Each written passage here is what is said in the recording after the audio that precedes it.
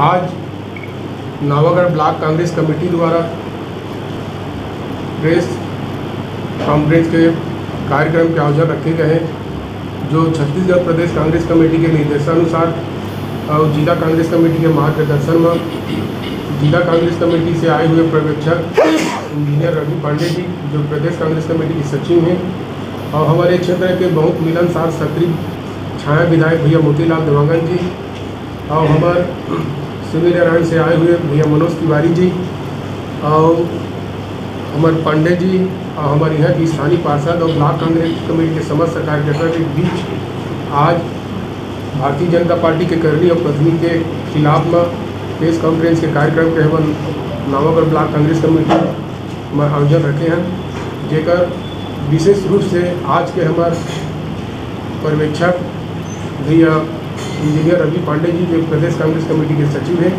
और प्रेस के माध्यम से आप मन भारतीय जनता पार्टी के करनी और पत्नी और महंगाई के बारे में आप मन बताई।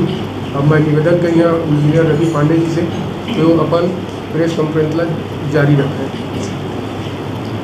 आप सभी पत्रकार साथियों का हार्दिक अभिनंदन करता हूं।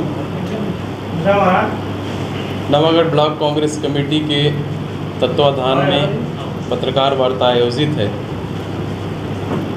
अखिल भारतीय कांग्रेस कमेटी के निर्देश में ये आयोजन है। हमारी पार्टी ने महंगाई का हल्ला बोल अभी कार्यक्रम किया है।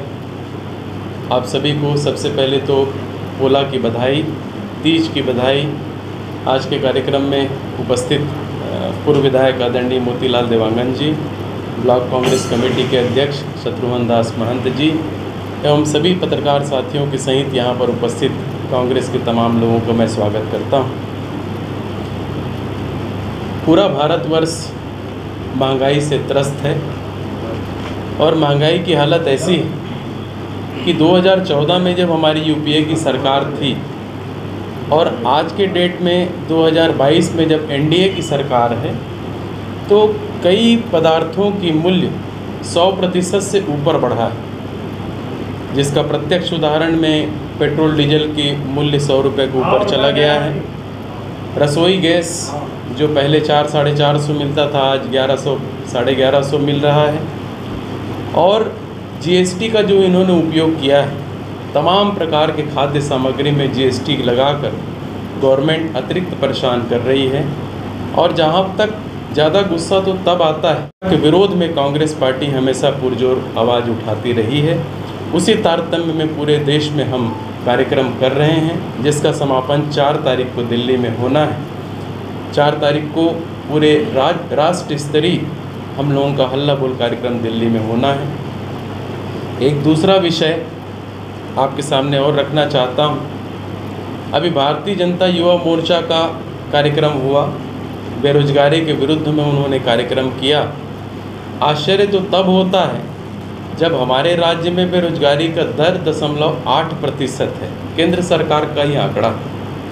और उस भारतीय जनता युवा मोर्चा के कार्यक्रम को जो व्यक्ति लीड कर रहा था, तेजस्वी सूर्या, उसका जो प्रदेश है कर्नाटक, वहाँ पर 3.5% बेरोजगारी दर है। पुरेंद्रेश्वरी जी जो प्रभारी हैं, उनका आंध्र प्रदेश में 5.8% बेरोजगारी दर है।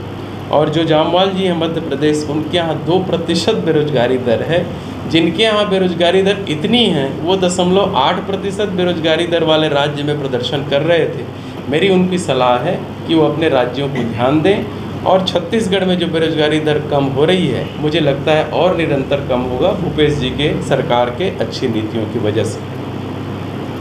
एक तीसरी बात, अंग्रेज़ों के समय में कांग्रेस पार्टी ने अंग्रेज़ों भारत छोड़ो आंदोलन किया था।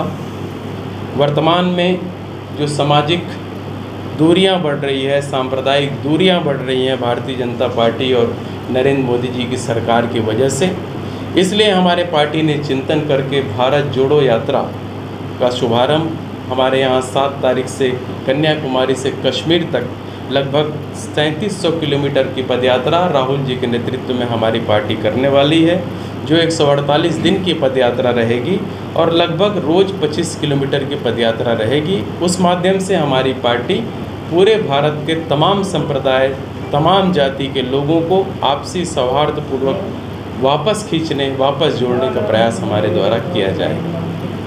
अब आप लोग कोई प्रश्न करना चाहें कर सकते हैं। महंगाई का जो लगाम रहता है वो केंद्र सरकार के हाथ में रहता है।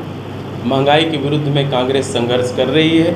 जिस समय कांग्रेस की सरकार थी उस समय 50 रुपये रसोई गैस बढ़ा था, तो स्मृति ईरानी जी जो अभी केंद्र में सरकार में, वो ज़बरदस्त उस समय प्रदर्शन की थी, परंतु वही 156% बढ़ने के बाद भी 1150 रुपये होने कांग्रेस पार्टी का मांग है। दिल्ली के कार्यक्रम में हम सब जुटेंगे, पूरे भारतवर्ष से जुटेंगे, और निश्चित रूप से यदि थोड़ी भी चिंता देश की जनता की मोदी जी को है तो हमारे इस आंदोलन के बाद वो सजग होगी, ऐसा हम मानते हैं। और यदि नहीं होती है तो आगे हमारा आंदोलन निरंतर जारी रहेगा।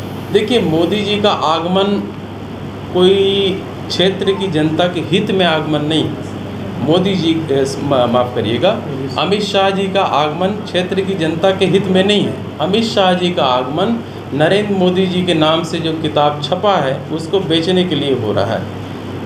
केंद्र की सरकार के द्वारा हवाई अड्डों में, आपके अस्पतालों में, आपके लाइब्रेरी में, जितनी जगह लाइब्रेरी है सभी जगह केंद्र की सरकार के द्वारा दबावपूर्वक मोदी जी की किताब को खरीदवाया जा रहा है।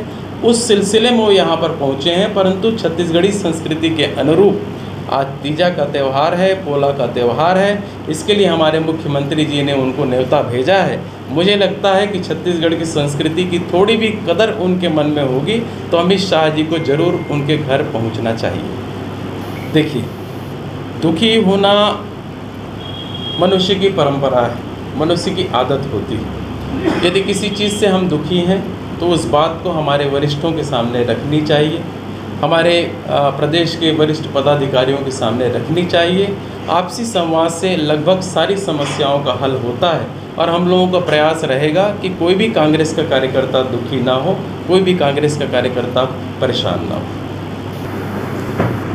भूपेश बघेल सरकार की बहुत सारी स्कीम ऐसी है जिस स्कीम से लगभग अधिकारी कर्मचारी का परिवार भी लाभान्वित हो रहा है, क्योंकि लगभग सभी अधिकारी कर्मचारी के परिवार किसान भी हैं, उनके लोग किसानी भी करते हैं, बहुत सारी बातें हैं, तो अप्रत्यक्ष लाभ उनको मिलता भी है। फिर भी हमारी सरकार इसके बारे में चिंतन करते हुए ज़रूर कोई न कोई अच्छा कदम उठाएगी, ऐसा मेरा भरोसा है। ये भ्रम की बातें हैं, इसमें कहीं न कहीं कुछ तकनीकी दिक्कतें थी। हमारी सरकार की मांग थी कि जीएसटी का जो अधिकार 20,000 करोड़ रुपए हमारी छत्तीसगढ़ सरकार को मिलना था, जो हिस्सा मिलना था, चूँकि हमारे यहाँ कांग्रेस की सरकार है इसलिए मोदी जी की सरकार वो पैसा को रिलीज़ नहीं कर रही है। इस सिलसिले में उसका जो अंशदान हमको जो देना रहता है 40% आवास में, उसकी भी हमको कमी पड़ रही थी, परंतु भूपेश बघेल जी इसका संज्ञान लेते हुए फिर से उस पक्ष में कार्यवाही कर रहे हैं।